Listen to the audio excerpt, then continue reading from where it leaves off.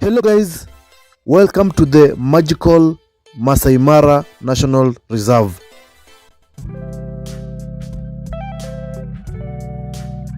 Welcome to Jera's Bush Life. The sun hung low over the vast plains of the Masai Mara National Reserve, casting long shadows across the golden grasses. The air was thick with the scent of earth and the distant calls of birds settling in for the evening.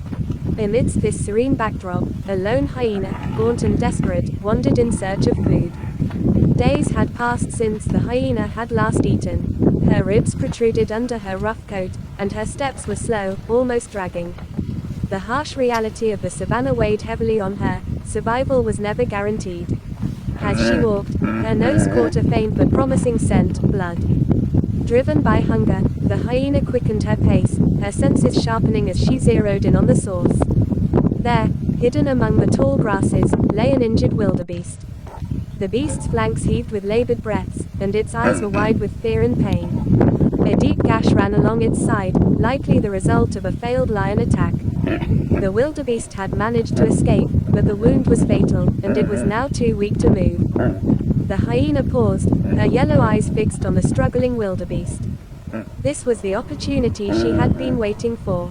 Cautiously, she approached, her mouth watering in anticipation. The wildebeest made a feeble attempt to rise, but its legs buckled beneath it. The hyena wasted no time, sinking her teeth into the wildebeest's soft underbelly. The wildebeest let out a bellow of pain, but there was no one to hear its cries.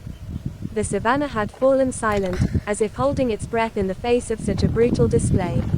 The hyena tore at the flesh with a savage intensity, her hunger driving her to eat even as the wildebeest remained alive. The scene was horrific, a stark reminder of the harshness of life in the wild. There was no mercy here, only the relentless struggle for survival. The hyena, oblivious to the cruelty of her actions, continued to feast, her belly slowly filling after days of starvation. As the last rays of sunlight faded from the sky, the wildebeest's cries grew weaker, until they finally ceased altogether. The hyena, now sated, licked the blood from her muzzle and stood, her strength restored. She glanced at the remains of the wildebeest, a fleeting acknowledgement of the life she had taken, before turning and melting back into the shadows of the savannah. In the Masai Mara, the cycle of life and death continued, indifferent.